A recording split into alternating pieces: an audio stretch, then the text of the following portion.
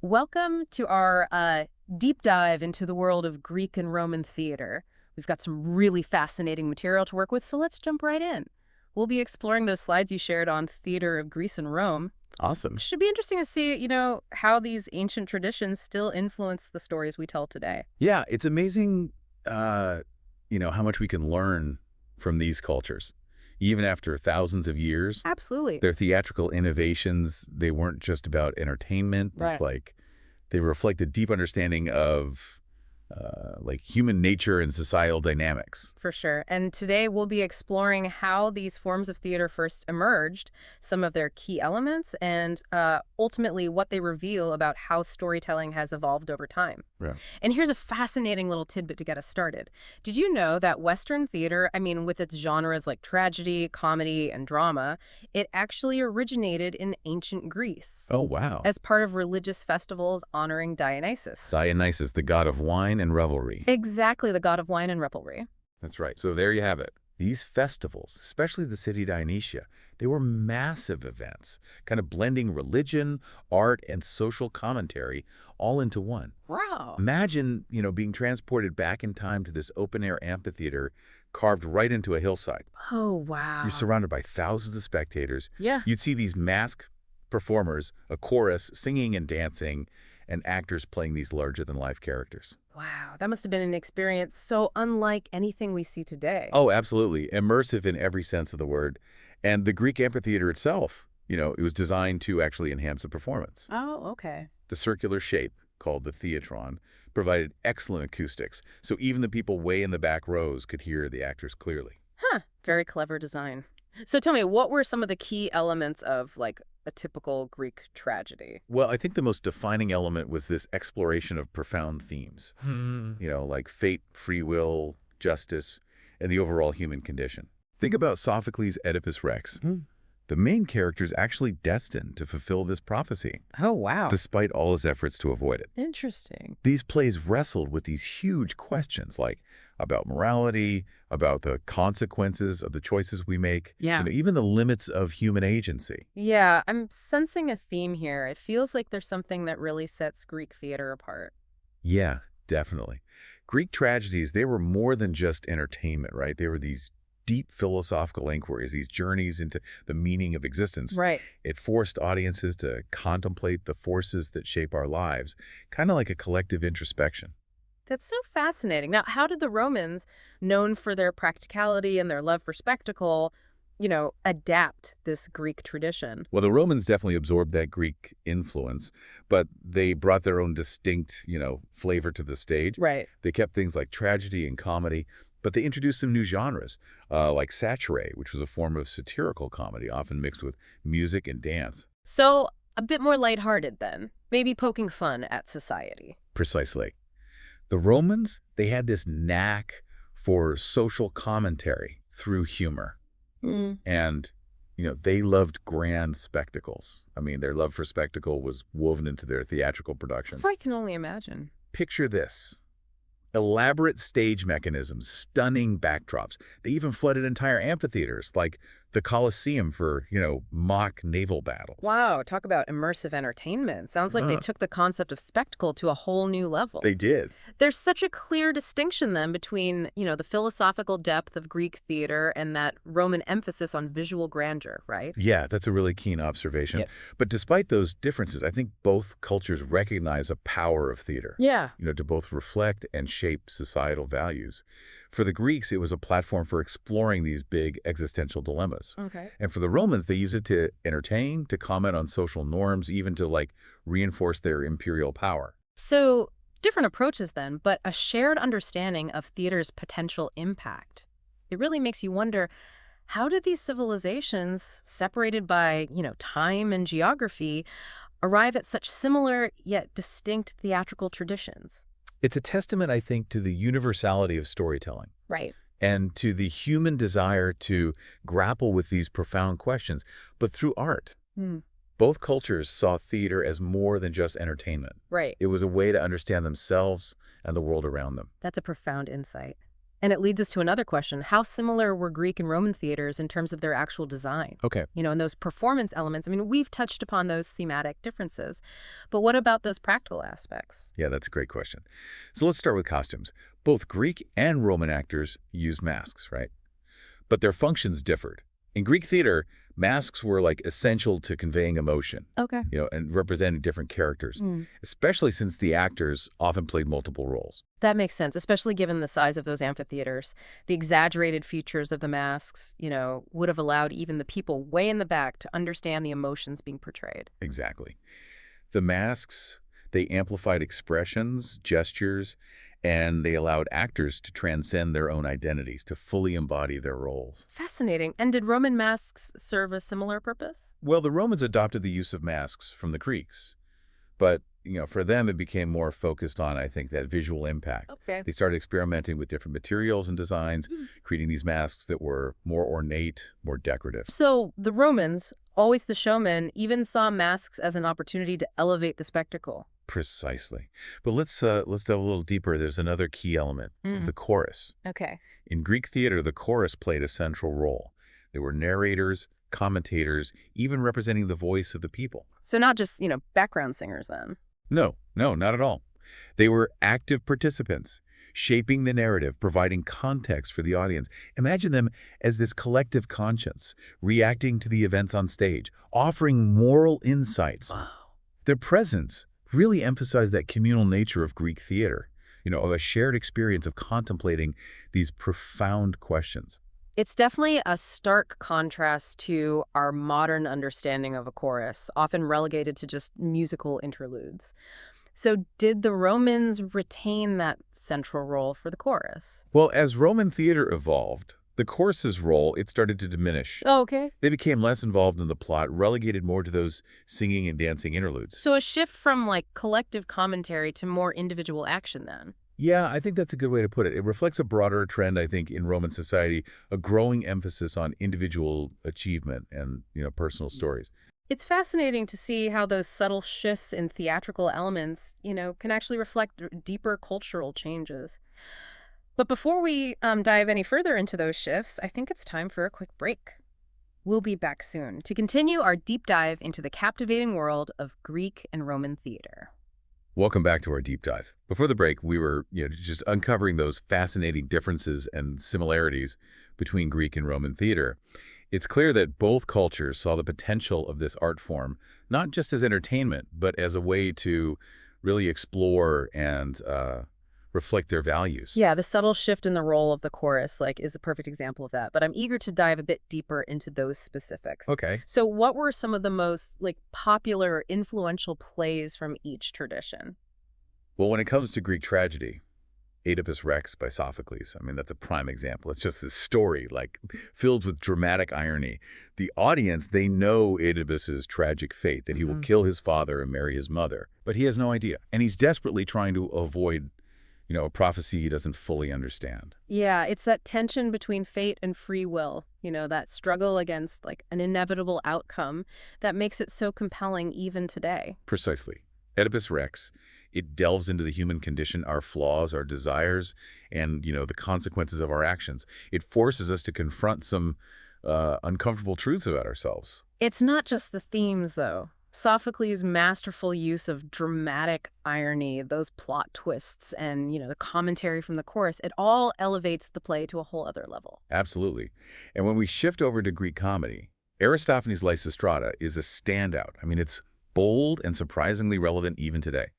Imagine the women of Greece, tired of the Peloponnesian War, they orchestrate a sex strike to force their husbands to negotiate peace. Wow. Using comedy to, comment on war and gender roles, that's a pretty powerful statement. It certainly is. Lysistrata is a real testament to the power of satire to address, those societal issues, to provoke laughter and challenge conventional thinking. It's a good reminder that even in ancient times, theater was used to push boundaries and spark some debate. Amazing. So we have these powerful examples of Greek tragedy and comedy, both really leaving their mark on Western literature and theater. What about the Romans? Did they have any standout plays that captured their unique perspective? One that comes to mind is Plautus's Pseudolus. It's a comedic masterpiece showcasing that Roman talent for slapstick humor and really intricate plotting. It's about this clever slave, Pseudolus, who schemes and tricks his way to freedom, outwitting his master and a whole host of other characters along the way. The classic trickster archetype, always a crowd pleaser. But sounds like there's more to it than just laughs. Right. Pseudolus also gives us a peek into Roman social dynamics, the relationship between master and slave, and the pursuit of personal gain. It's entertainment with a layer of social commentary. Yeah, I'm seeing a pattern here. It seems like both Greek and Roman theater, despite their, stylistic differences, they used storytelling to really explore the complexities of their societies. Exactly. And the influence of these ancient plays extends way beyond their original context. The characters, the plots, the themes, they all resonate with us even today because they tap into that universal human experience. So we can draw a direct line then from like the ancient Greek stage to modern storytelling, even in genres like film and television. Absolutely. Think about the classic hero's journey, a narrative archetype found in countless stories across different cultures and time periods. This structure, with its stages of separation, initiation, and return, it has its roots in those ancient myths and epic poems, including the ones performed on the Greek stage. So the next time I'm watching like a blockbuster movie or, even reading a novel, I can appreciate how those ancient storytellers laid the groundwork for like those narratives we enjoy today. Precisely. And the influence, it goes even beyond just plot structures. Yeah. Take the use of stock characters, for example. The boastful soldier, the cunning slave, the meddling old man. Right. These archetypal figures, they're often found in Roman comedy. And they still populate our stories today. They're, those familiar touchstones that audiences instantly recognize. Yeah, it's incredible how these ancient traditions continue to shape like the way we create and consume stories. But I'm curious to explore another aspect here. What about like the physical space of the theater itself? We touched on the design of amphitheaters, but what about those innovations in like stagecraft and special effects? Were there any, particular elements that stand out to you? Well, the Romans, they were masters of stage engineering. Okay. They developed elaborate mechanisms like the machine, which was this crane used to lower actors playing gods from the roof of the stage, creating this really dramatic, awe-inspiring effect. Ah, the original Deus Ex Machina, literally. Exactly. They also used trapdoors for sudden appearances and disappearances, rotating stages for those scene changes, and even really elaborate backdrops that could be, raised or lowered to reveal different settings. Wow. So they were really pushing the boundaries of what was possible on stage, creating a truly immersive and visually spectacular experience. Precisely. They understood the power of spectacle to enhance the storytelling and create a sense of wonder. And, some of these innovations, they have direct parallels in modern theater. Oh, interesting. Can you give me an example? Sure, the proscenium arch stage, it's a common feature in theaters today. Right. And it has its roots in Roman stage design. This architectural frame creates a clear separation between the audience and the performers, which enhances that illusion of a separate world on stage. So the next time I'm at a play and I see that grand arch framing the performance, I can thank the Romans for their contribution to theatrical design. Indeed. And the use of curtains, lighting effects, even sound design in modern theaters can be traced back to those early Roman innovations. They were true pioneers in creating that multi-sensory theatrical experience. It's amazing to see how those ancient ideas have evolved and continue to shape the way we experience theater today. But before we wrap up our deep dive, I want to shift our focus to the lasting impact of, Greek and Roman theater on modern storytelling. We've touched upon some examples, but what are like some other key takeaways, that we can glean from these traditions? That's a great question. I think one of those important lessons is that that power of universality. Okay. The themes explored in those ancient plays, love, loss, betrayal, ambition, the search for identity, they continue to resonate with audiences today because they tap into the core of the human experience. So despite those vast differences in like culture and context, there's this timeless quality to those stories. It transcends time and geography. Exactly. And that's a real testament to the enduring power of theater as this medium for exploring the human condition. It allows us to step outside of ourselves, to empathize with characters from different times and places, and to gain these new perspectives on our own lives. That's a powerful insight, and it leads us to another key takeaway. That importance of social commentary. Both Greek and Roman theater weren't afraid to tackle, challenging issues, to satirize those in power, to really spark these conversations about societal norms. Absolutely. Theater served as a platform for civic engagement. It was a space where, communities could gather to laugh, cry, and reflect on the world around them. It's a great reminder that theater can be more than just, entertainment. It can be this powerful tool for social change and a catalyst for meaningful dialogue. Indeed. And I think that's a good place to pause in our exploration. When we return, we'll delve into how these ancient traditions, continue to influence modern theater and the lessons they offer for contemporary storytellers. Welcome back to our exploration of Greek and Roman theater. It's incredible how these ancient traditions, even though they're separated from us by thousands of years, they still resonate with modern audiences and influence storytelling even today. Yeah, it really speaks to the power of theater as like this timeless art form. The themes, the characters, even those stagecraft innovations we talked about, they offer valuable insights for anyone interested in storytelling, whether it's on stage, screen, even in written form. Absolutely. You touched upon the universality of those themes that were explored in these plays. Can you elaborate a bit more on how those themes continue to manifest themselves in contemporary storytelling? What specific examples, come to mind? Sure. So let's take the theme of ambition, for example. It was Mhm. a driving force in a lot of those Greek and Roman plays. Okay. Think of Shakespeare's Macbeth, a tragedy that was heavily influenced by that Greek tradition. Macbeth's pursuit of power, fueled by ambition and, the manipulations of the witches, well, it ultimately leads to his downfall. And this same theme, explored centuries ago, it's echoed in countless modern narratives, from political dramas to, even crime thrillers. Right. It reminds us that, that unchecked ambition, it can be seductive, Yeah. but often destructive. Yeah. So even though the context and the characters themselves might change, those underlying human motivations and their consequences, that, they remain relevant. Precisely. Another good example is the exploration of justice and revenge.